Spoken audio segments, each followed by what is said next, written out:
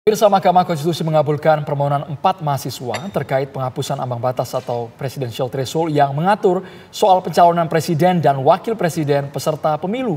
Putusan MK dinilai akan membuka babak baru dalam demokrasi konstitusi di Indonesia. Penghapusan presidensial threshold ini akan berimbas pada jumlah calon presiden dan calon wakil presiden nantinya. Ini artinya DPR Komisi 2 harus merevisi Undang-Undang Pemilu yang mengatur syarat dan ambang batas 20% yang telah dihapuskan. Dan untuk membahasnya telah bergabung bersama kami sejumlah narasumber. Di studio sudah ada narasumber Profesor Jimli Asyidiki, Ketua Mahkamah Konstitusi periode 2003-2008 dan Wakil Ketua Komisi 2 Zulfikar Sadikin. Selamat sore, Prof. Selamat sore, Bang Zul. Sudah hadir di studio dan juga sudah bergabung bersama kami juru bicara PDIP Ciko Hakim. Selamat sore, Bang Ciko. Sore, assalamualaikum semua, abang-abang, senior-senior, Bapak. Ya, waalaikumsalam. Selamat sore, Bang Ciko. Ketemu lagi semalam di Pita 1, Bang Ciko. Bang. Kita ingin menanyakan dulu kepada Prof. Ini kita sudah mengetahui bahwa sebenarnya keputusan ataupun permohonan ini telah berkali-kali diajukan kepada Mahkamah Konstitusi, tapi sebelumnya ditolak. Mengapa akhirnya MK memutuskan untuk menerima permohonan ini? Ya, saya rasa ini kan memang secara objektif gitu ya. Memang ini Undang-Undang Dasar tidak menentukan syarat-syarat detail gitu. Nah, jadi kalau misalnya dibuat syarat dengan threshold, ya boleh-boleh aja. Ditiadakan juga boleh-boleh aja karena memang nggak diatur. Nah, selama ini MK itu berpendirian karena memang belum banyak pengalaman ya praktek. Jadi itu dianggap sebagai open legal policy, terserah pembentuk undang-undang gitu. Kecuali kalau dibikinnya 40%, nah itu nggak masuk akal. Kalau 20% masih oke, masih memungkinkan calonnya itu lebih dari 2 gitu kan. Nah, tapi sesudah pengalaman, terutama pertama ya, sesudah pemilu diselenggarakan serentak 2019, apalagi 2024. Pengalaman kedua adalah setelah melihat ada gejala yang berbeda untuk pilpres kalau ada incumbent. Nah, gitu loh. Jadi incumbent itu dari pengalaman 2 kali gitu ya, itu relatif lebih mudah untuk menang gitu. Dan yang terakhir 2019 calon cuma 2. Meskipun yang nomor 2 yang kalah itu atau yang menang itu belum memenuhi distribution requirement, syarat dukungan sebaran 50 provinsi tambah 1, tetap dia dianggap menang. Padahal menurut Undang-Undang Dasar nggak bisa begitu. Calon presiden yang ditetapkan jadi pemenang itu 2 syarat. 1, popular vote, ya dia 50% plus 1 suara rakyat. Tapi ada syarat kedua, harus 50% plus 1 jumlah provinsi. Maksudnya supaya presiden Indonesia itu bukan hanya menang di Pulau Jawa, gitu loh. Nah, syarat itu tidak terpenuhi kalau capresnya cuma 2, gitu loh. Nah, lama-lama kalau ini dibiarkan bisa suatu hari calon tunggal, ya kan? Karena kalau ada petahana, gitu. Maka partai-partai yang lain karena presidennya sukses ngerubung semua ikut, gitu loh. Nah, ini yang hal-hal yang belum pernah terjadi waktu permohonan sebelum-sebelumnya ditolak itu. Nah, ini saya rasa menjadi bahan-bahan baru, fakta-fakta baru, novum yang selama ini belum dipertimbangkan, berhasil meyakinkan 7 hakim paling tidak untuk berubah sikap. Nah, gitu kira-kira. Walaupun kami pribadi kaget juga, Prof. Ternyata 34 kali semuanya mentah. Apakah isi permohonan memang selalu direvisi, selalu dimodifikasi sehingga akhirnya MK terbuka? Inilah demokratisasi yang harusnya diterima oleh rakyat Indonesia, Prof. Jimli. Lah ya itu, selama ini belum ada pertimbangan mengenai pemilihan serentak dengan segala akibatnya, gitu kan. Nah, dengan serentak ini kan harus dihitung 20% itu dari 55 tahun yang lalu. Gitu loh. Kalau sebelum 2019 kan pemilunya memang tidak serentak. Gitu. Maka jarak antara pileg sama pilpres kan nggak jauh. Tapi sesudah jaraknya 5 tahun, orang mikir-mikir, loh bagaimana ini? Nah gitu. Jadi ada fakta-fakta baru yang belum pernah dipertimbangkan oleh MK, sehingga ya termasuk yang kedua tadi soal distribution requirement tadi. Dan yang kedua, kalau ini terus dua ya itu alasan ketiga, ini membahayakan publik kita itu pecah, polarisasi jadi dua. Nah, itu loh. Dan ini bisa runyam, apalagi kalau dia dikaitkan dengan identitas, dengan agama, surga neraka. Memilih presiden ini masuk neraka, nah, itu gawat itu kan. Nah jadi biar aja kita ini sangat beraneka ragam. Makanya kita Bhinneka Tunggal Ika itu jadi semboyan. Maka partai kita sejak reformasi kita terima sistem multipartai. Tapi presiden pun biar aja banyak. Kenapa mesti hanya 2, hanya 3? Saya pernah menjadi pemantau internasional pemilihan presiden Rusia tahun 2019. Waktu itu Vladimir Putin itu menjadi calon, bersamaan dengan dia sebetulnya yang mengajukan diri untuk calon ke KPU setempat di Moskow itu ada 34 calon. Bayangkan 34 calon. Ada yang masih muda, ada cewek cantik sekali gitu loh. 34. Nah, tapi sesudah diseleksi oleh KPU setempat yang memenuhi syarat itu hanya 8. Tapi 8 ini begitu pungutan suara, Vladimir Putin yang sangat populer menang 78%. Gitu loh. Jadi maksudnya begini loh. Kalau rakyat menghendaki seorang dipilih menjadi presiden, pasti dipilih. Tapi tidak perlu menghalangi yang 7 lagi. Nah, apalagi Indonesia. Kita terlalu beraneka ragam. Jadi biarlah presiden kita itu betul-betul presiden Indonesia. Maka ada persyaratan yang namanya distribution requirement. Supaya presiden kita itu jangan hanya menang di Pulau Jawa. Apalagi kalau syaratnya harus pakai O namanya, gitu loh. Biar aja banyak ya. Maka kalau dia banyak, itu akan memberi peluang bagi orang yang namanya nggak ada O-nya, gitu kan? Misalnya orang Sunda, orang Batak, orang Palembang kayak saya, iya kan? Paling nggak nyalon dulu, gitu loh. Soal dipilih apa enggak? Asidik yang nggak ada O-nya, nggak ada O semua. Nah gitu loh. Nah coba dihitung. Tahun 2004 ada orang Kalimantan bernama Hamzah Has ya menjadi capres pertama. Wakilnya Jenderal Agung Gumelar. Nah, dapatnya berapa? 3%. Jadi nggak laku. Nah, yang kedua orang non Jawa kedua namanya Yusuf Kala, orang Bugis. Wakilnya Wiranto, ada O-nya. Tapi tetap kalah. Dapatnya 15%. Yang ketiga 2004 Anies Baswedan keturunan Arab, gitu kan? Mancungnya ya mancung Arab, keluarganya begitu. Nah wakilnya Muhaimin, nggak ada O juga walaupun orang Jawa Timur. Nah dapatnya berapa? 24%. Maka kalau kita lihat ya dalam jangka panjang, kalau calon banyak dibiarkan banyak, mungkin suatu hari 3 kali pemilu lagi, ya. Orang yang namanya pakai I kayak saya bisa itu menang. Seperti pengalaman Amerika Serikat, Obama setengah hitam tidak mungkin dipilih dalam Pilpres Amerika. Ya. Tapi sesudah 2,5 abad dia menang. Iya. Nah, itu contohnya. Tapi kita membahas lagi mengenai putusan dari Mahkamah Konstitusi ini. Bang Zul sendiri, apa tindakan ataupun langkah terdekat yang akan diambil oleh DPR atas putusan ini?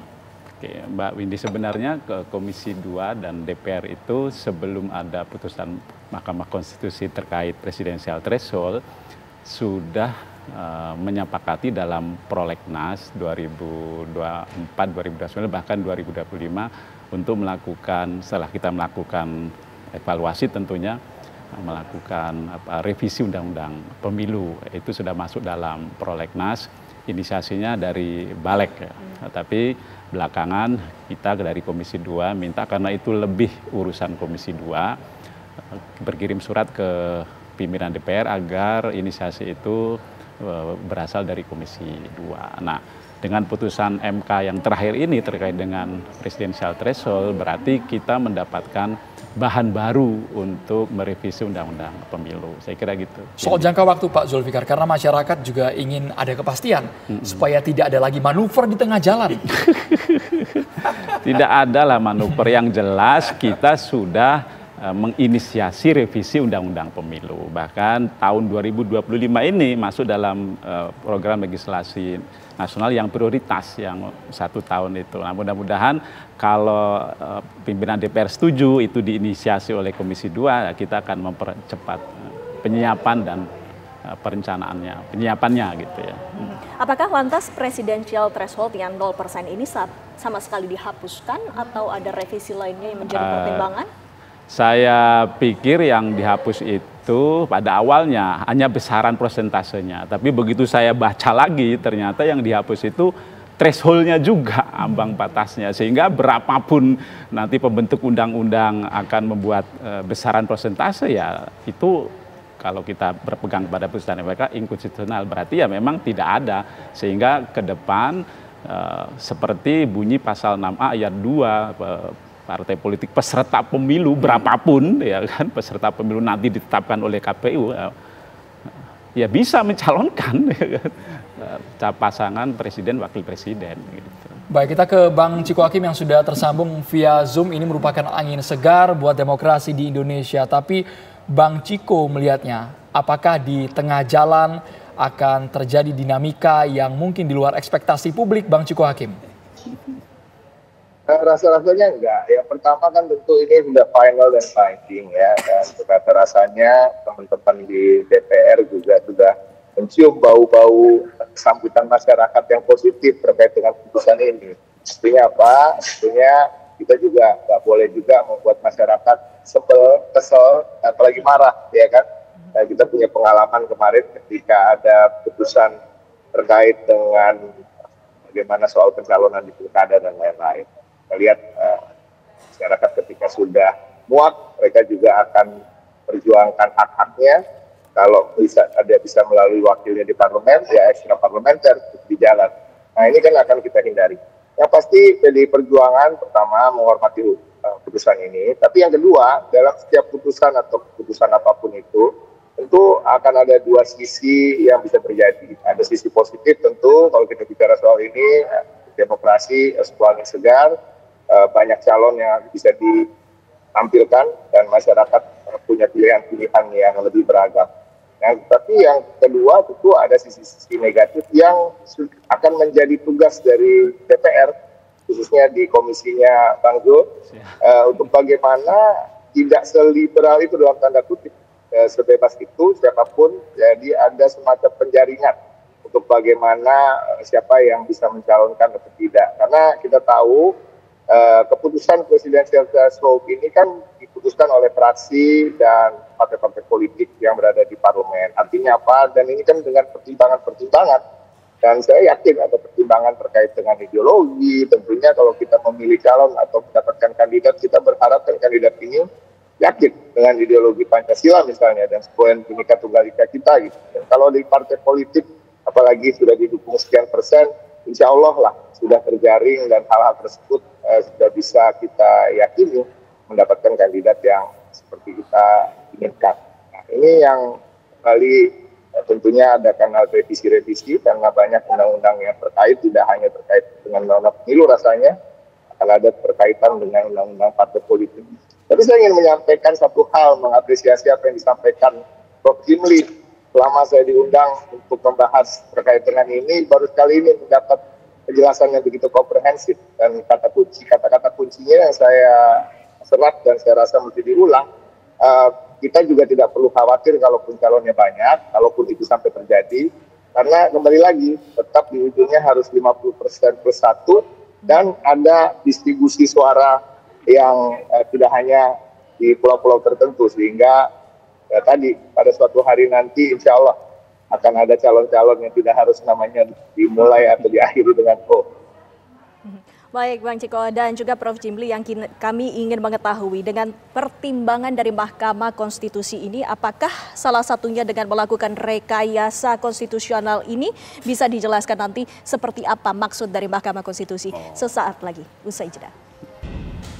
Kita lanjutkan kembali dialog kami pemirsa, dan sebelumnya saya telah menanyakan kepada Prof. Jimli mengenai pertimbangan dari Mahkamah Konstitusi mengenai perumusan rekayasa konstitusional, dan juga ada satu hal lagi catatan penting dari Mahkamah Konstitusi ini, ternyata belum memutuskan kapan putusan tersebut diberlakukan. Prof, mengapa hal tersebut?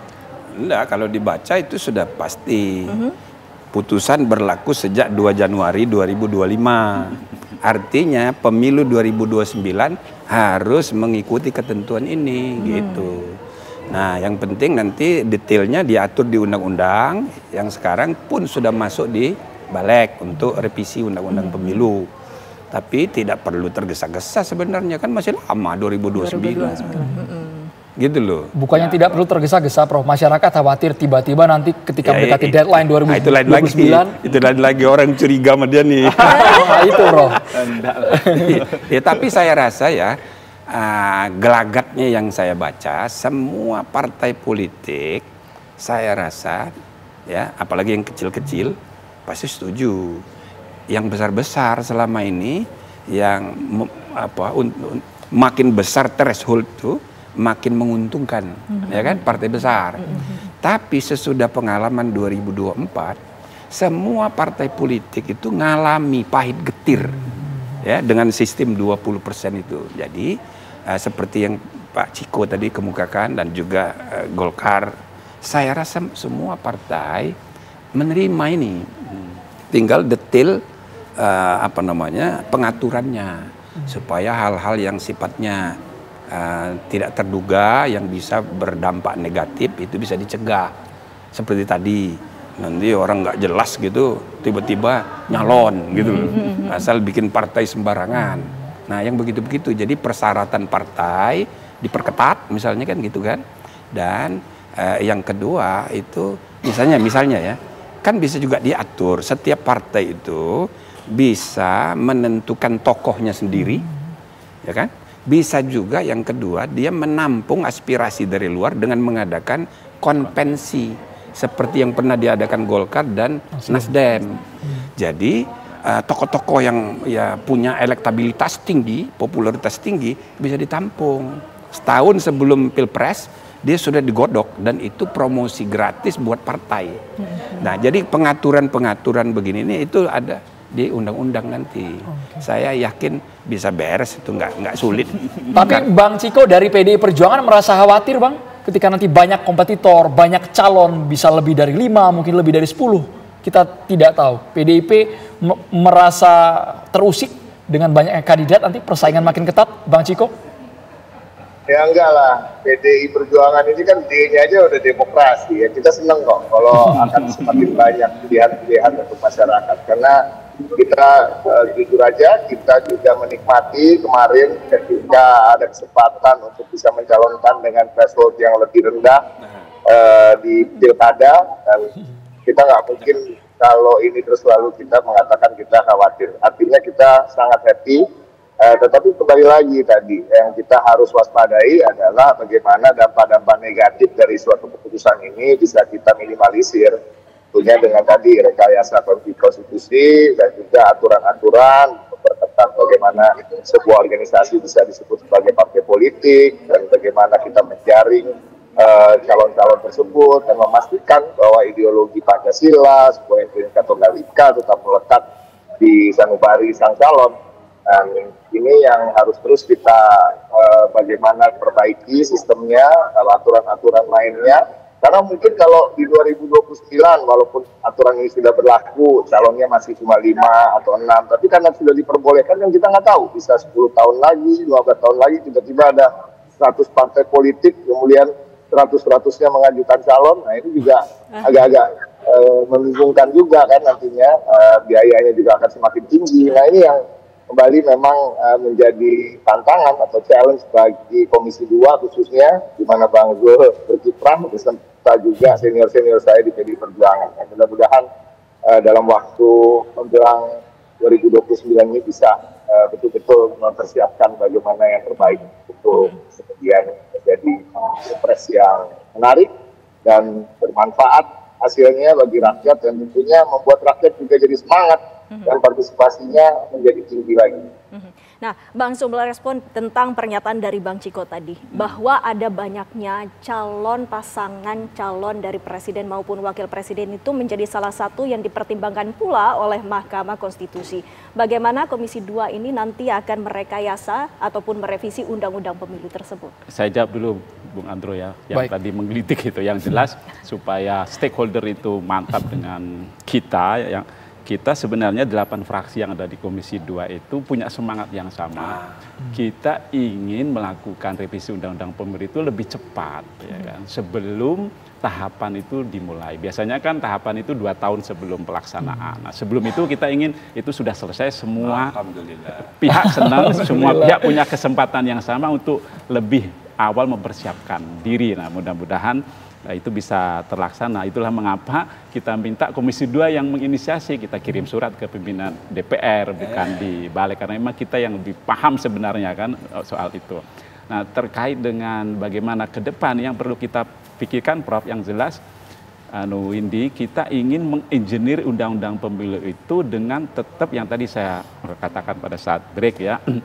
Pada saat break itu saya bilang kan ingin mempertahankan presidensial, ya kan, sistem kita, lalu memperkuat presidensial, lalu kita ingin maksud dari diadakannya pemilu serentak itu tetap tercapai, pemenang eksekutif juga pemenang legislatif, ada kekuatan efektif yang mendukung eksekutif, ya kan, termasuk juga ada kekuatan efektif yang menjadi penyeimbang seperti partainya Bang Ciko itu, lalu kita mengelompokkan diri atas dasar ideologi, ada platform seperti sebenarnya Golkar, Gerindra, Demokrat, PAN itu kalau mau kita baca itu pengelompokannya atas dasar ideologi dan platform ini kan, nasionalis, moderat sama Islam modernis sebenarnya kan kalau kita mengacu ke hasil pemilu 55. Lalu bagaimana kita tetap mempertahankan popularitas moderat partai politik yang kompatibel dengan presidensial. Jadi jangan sampai nanti seperti yang dibilang Prof. Jimli itu partai politik yang ada gitu semuanya bisa mencalonkan. Nah, kalau semuanya nanti maksud dari ayat 3 dan 4 Undang-Undang Dasar NRI tahun 1945 pasal 6A itu agak gimana ini pelaksanaannya. Sementara kan kita juga tidak ingin setiap pemilu presiden yang sudah serentak dengan pileg itu 2 putaran terus nih. Kalau katakanlah partai ada 10, ada 15, masing-masing nih punya calon sendiri, waduh, bagaimana itu? Ya kan?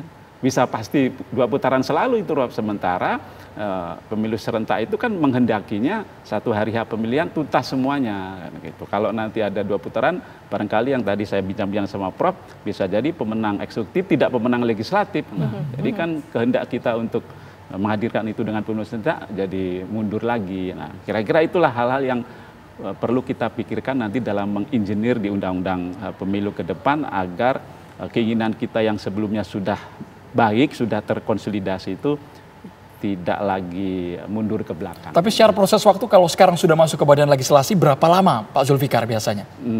Ya kita inginnya sebelum 2027 selesai lah. Gitu. Makanya kita minta Komisi 2 yang yang menyiapkan revisi undang-undang pemilu itu. Bukan balik ya? Bukan balik ya kan. Kita langsung. sudah kirim surat ya ke pimpinan DPR, mudah-mudahan pimpinan DPR setuju. Gitu. Sebelum 2027? Ya, sebelum 2027 sudah selesai kita harapkan undang-undang pemilu. Apalagi kita kan ingin memasukkan di undang-undang pemilu itu tidak hanya soal pemilu seperti undang-undang 7 2017, tapi juga soal partai politik, bahkan pilkada pun nanti akan kita masukkan karena kan MK sudah putuskan rezim pemilu juga ini pilkada, gitu. Nah, terakhir, Prof. Jimli, mungkin Anda bisa melihat dengan segala tantangan dari keputusan Mahkamah Konstitusi ini, apakah menurut Anda ini adalah langkah yang terbaik yang telah diputuskan oleh Mahkamah Konstitusi? Saya rasa secara umum ini baik, mencerahkan, ya, dan istilah istilah yang saya perkenalkan itu. Jadi salah satu fungsi MK itu bukan hanya sebagai penafsir, pengawal konstitusi, pengawal demokrasi, pelindung minoritas, tapi juga dia melakukan constitutional engineering. Ya, jadi kebijakan-kebijakan konstitusional itu bisa diinginir melalui putusan. Jadi putusan itu jangan hanya tekstual, ini bertentangan dengan pasal sekian, titik koma, bukan begitu. Tapi ide yang terkandung di dalamnya punya implikasi jangka panjang. Nah, ini akan memperkuat budaya politik demokrasi kita. Pertama misalnya budaya feodal. Yang kedua institusi kita belum kuat, ya, belum profesional. Nah, ini menyebabkan apa? Seorang yang menduduki kekuasaan itu kalau dia periode kedua pasti menang. Semua ini feodal gitu. Dan institusinya sampai ke desa-desa nggak perlu diperintah. Bandingkan dengan Amerika, gitu kan? Hillary ya jadi capres, dikampanyekan oleh Obama sebagai presiden. Begitu juga Kamala Harris dikampanyekan oleh Presiden Joe Biden, tapi tetap kalah, gitu loh, ya kan? Artinya struktur politik di Amerika itu sudah sangat profesional, jadi tidak pengaruh lagi. Tapi kalau kita sini nggak usah ikut berkampanye, kedip-kedip aja matanya, oh semua ikut, gitu loh. Nah ini kalau calonnya banyak, ini akan berubah. Nah sekali lagi jangan takut pada 2 ronde, karena konstitusi kita itu sudah mengatur 2 ronde itu. Nah 2 ronde itu diadakan untuk memungkinkan ya calon-calon beraneka ragam, inklusif. Jadi jangan hanya di satu pulau. Ini soal serius, gitu loh ya. Dulu di BUPKI Muhammad Yamin itu mengusulkan wakil presiden itu 2 orang. 1 dari Indonesia Timur, 1 dari Indonesia Barat. Karena di kepalanya dia sebagai orang Padang, walaupun istrinya orang Solo, di kepalanya dia presiden itu selalu orang Jawa. Maka wakilnya mesti 2. Nah tapi ide Muhammad Yamin ditolak. Kebanyakan cukup 1 wakil presiden. Nah sejak ditolaknya oleh Muhammad Yamin ide itu, artinya apa secara konstitusional? Presiden itu tidak selalu harus orang Jawa, bisa orang Papua, bisa orang Aceh, wakilnya juga begitu. Nah ini hanya dimungkinkan dalam jangka panjang kalau dites terus, calonnya banyak, maka dibikin 2 ronde. Itu yang namanya ya long time engineering. Nah, jadi jangan hanya menang kalah, titik koma, menafsirkan konstitusi. Konstitusi itu adalah cita-cita. Itu loh. Pancasila dan Undang-Undang Dasar itu rujukan, tapi juga mengandung bintang cita-cita depan, ya gitu loh. Sampai akhirnya menemukan sosok yang begitu bersinar. Terima kasih banyak. Sehingga pada waktunya kualitas demokrasi kita meningkat. Kita ini demokrasinya sekarang nomor 1 dari segi pilpres. Presiden terpilih terbanyak di dunia itu Prabowo. Kemudian yang kedua Jokowi. Ketiga baru Biden dan Donald Trump. Gitu. Yang kelima baru Brazil. Tapi yang ketiga itu adalah SBY. SBY itu adalah presiden yang nomor 3 urutannya.